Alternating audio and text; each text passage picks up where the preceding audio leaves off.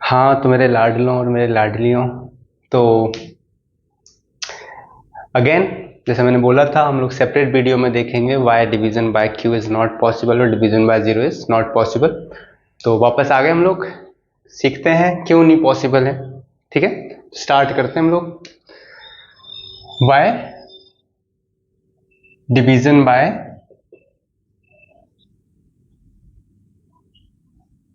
Zero is not possible. या फिर आप बहुत सारी जगहों पे एक स्टेटमेंट देखोगे कि जैसे 1/x कहीं पर आ जाए तो पहले मना कर देता है कि x can not B zero. या आप देखोगे साइड में जब भी आप, जैसे मान लो आपके पास में लीनियर क्वेश्चन आएंगे या फिर कोई भी क्वेश्चन आएगा, 2/x लिखा हुआ है, 5/3x 3y लिखा हुआ है, तो यहां पर बोलेगा x and y can not be equal to zero.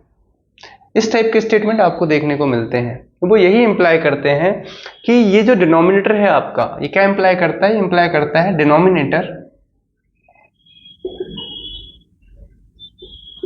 Can not B zero.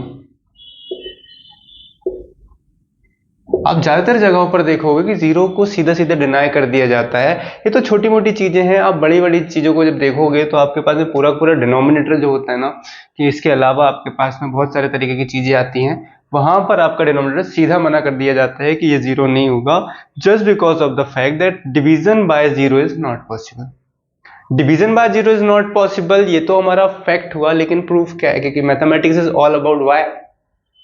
क्यों नहीं है भाई, ऐसा क्यों है ना? समझते हैं?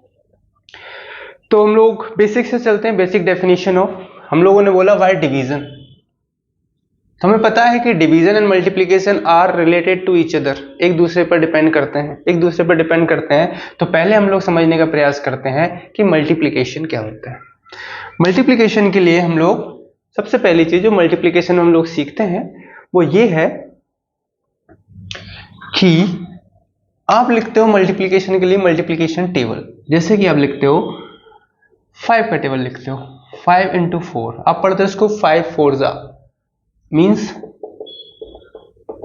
5 4s are how much? This is 20, 5 4s are 20। आप लिखते हो 6 5s are 6, 5s are 30। What does it mean? 5 4s 6 5s means ये होता है 5 4s यानी 4 को 5 टाइम आप ऐड कर दो। 6 5s आर 6 5s यानी 5 को आप 6 टाइम ऐड कर दो।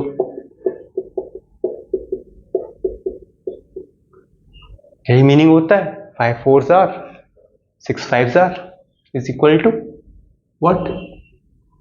This is 20 and this is 30। मतलब ये हुआ कि जब आप मल्टीप्लिकेशन की बात कर रहे हो तो आप एक्चुअल में बात कर रहे हो घुमा फिरा करके repeated addition of same number. मतलब 6 5s आर यानी 5 को आपने 6 टाइम ऐड कर दिया। That's why this number is called as multiplier और इसको बोला जाता है मल्टीप्लिकेंट।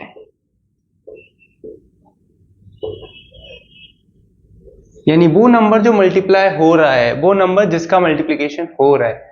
ठीक है, मल्टीप्लायर मतलब होता है वो नंबर जो रिपीटेडली ऐड हो रहा है। मल्टीप्लिकेंट मतलब वो नंबर जितनी बार ये ऐड हो रहा है ना, हम लोग ऐसा बोलते हैं। तो सिंपल सी बात है कि अगर आपसे बोला जाए कि 5 को 10 टाइम्स ऐड करो तो आप सिंपल सी बात करते हो कि 5 को आप 10 बार मल्टीप्लाई कर देते हो। मल्टीप्लाइड बाय 10 मतलब आपको मिल जाता है 50।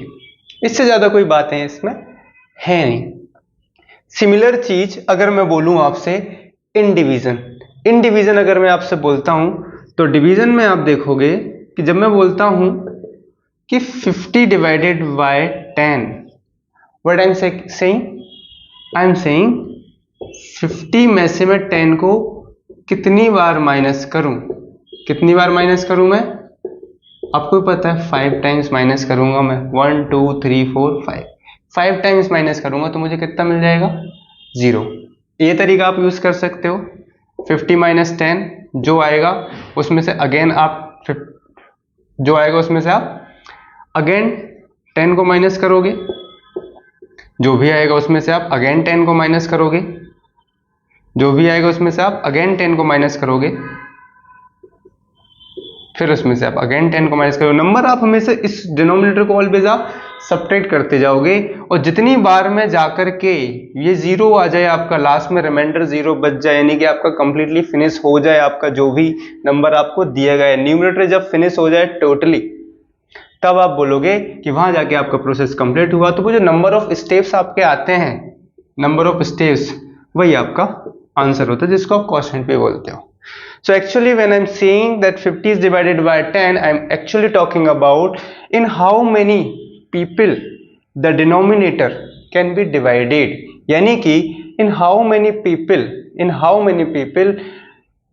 10 rupees divided by 50, यानी 50 में से मैं 10 रुपीज कितने लोगों को दे सकता हूं, दैट इज कॉल्ड डिवीजन।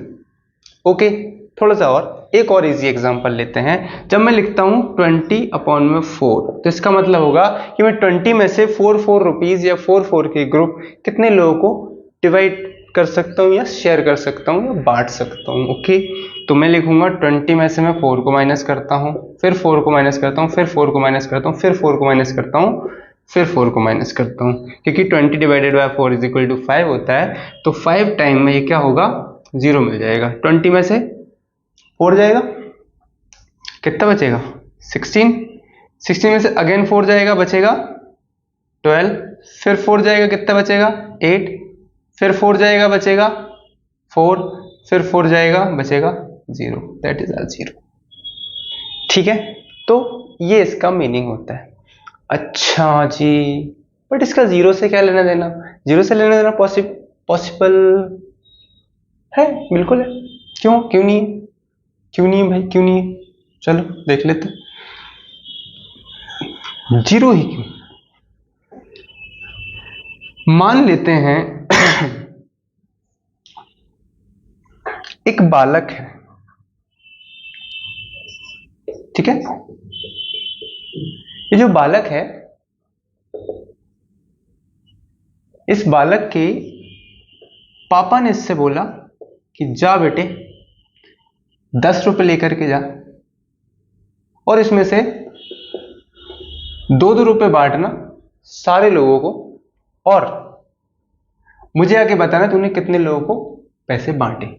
भाई आके बताता है 10 डिवाइडेड बाय 2, यानी कि 5 लोगों को उसने पैसे बांट दिए हैं। ओके, अच्छा, फिर 20 रुपीज देते हैं, बोलते हैं जा इस बार 1-1 रुपए बांटना। तो आके बताता है मैंने 20 लोगों को रुपए बांट दिए।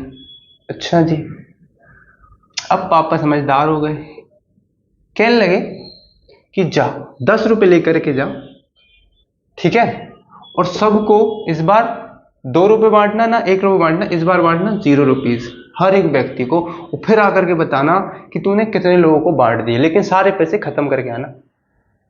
क्या करके आना, खत्म करके आना, यानी कि 10 रुपीज में से 0 बांटने हैं सबको, तो बताना मुझे कितने लोगों को कितने लोगों को बांटे तूने पैसे।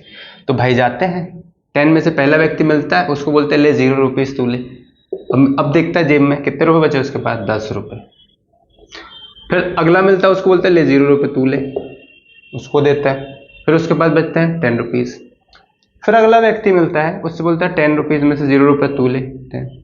वो पूरे अर्थ पर घूम जाता है, पूरे अर्थ पर सारा का सारा पृथ्वी छान मारता है, आसपास के पता नहीं मंगल ग्रह पर भी बैठ के चला गया, एलन मस्क से बात कर ली होगी उसने, वो पता नहीं कहाँ कहाँ सारे जितने भी एलियंस थे सबको उसने 0 रुपीज बांटने के बाद में फाइनली जब वो अर्थ पर आया, उसने वापस से जेब टटोली, तो उसने देखा कि भाई साहब 10 रुपीज तो वापस पड़े हुए हैं। और पापा ने क्या बोला था, पापा ने बोला था बेटा जब तक 10 रुपए खत्म ना हो जाए तब तक लौट कर मत आ जाना घर।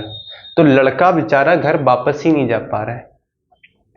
सार समझेंगे, आप घर पहुंचाने में इंटरेस्टेड हो तो ठीक है, आई एम नॉट इंटरेस्टेड, मेरा मैथमेटिक्स ज़्यादा इंपॉर्टेंट है। ओके चलो फालतू बातें बंद करते हैं अपन लोग, अपन काम की बात पे आते हैं। कहने का मतलब ये है कि जब मैं 10 से डिवाइड करूंगा इस 10 को डिवाइड करूंगा इस 0 से, तो मेरा कहने का मतलब ये है कि मैं 10 में से 0 रुपीस कितने लोगों को बांट सकता हूं। तो मुझे दिख रहा है कि अगर मैं 10 में से 0 इसको देता हूं, 0 इसको देता हूं, 0, तो हर बार मुझे क्या मिलता है?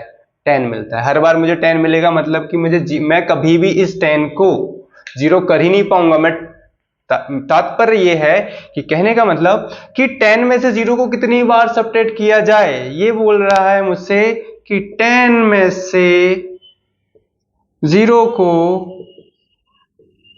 कितनी बार सबट्रैक्ट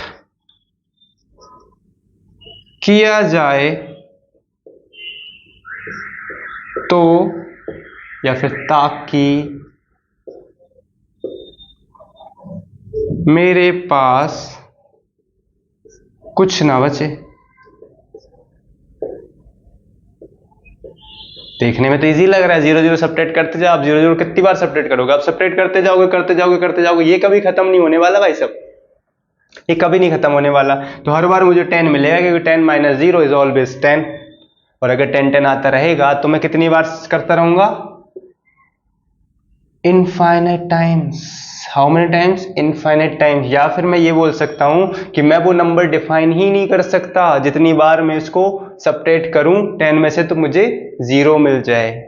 ठीक है, यानी कि that number is not definable that many times if 0 is subtracted from 10 the answer is 0। समझ में आ रहा है क्या बोल रहा हूं? कि वो नंबर डिफाइन करनी पॉसिबल नहीं है, जितनी बार मैं 10 में से 0 को सबट्रैक्ट करूं तो मुझे 0 मिल जाए। तो इसलिए हम लोग इसको क्या बोलते हैं कि अनडिफाइनेबल, अनडिफाइनेबल, या फिर हम लोग बोलेंगे अनडिफाइंड। ठीक है, in other languages it is also said that when 0 divides any number or when any number divided by 0 it gives infinite, they both are correct simultaneously। Okay, so I hope you got this, why division by 0 is not possible, just because the number is cannot be determined that many times if 0 is subtracted from any number it gives 0। okay, सो जो भी doubt हो, नहीं समझ में आया हो तो comment कर देना नीचे, और बाकी फिर अपन लोग देख ही लेंगे। Okay, thank you so much.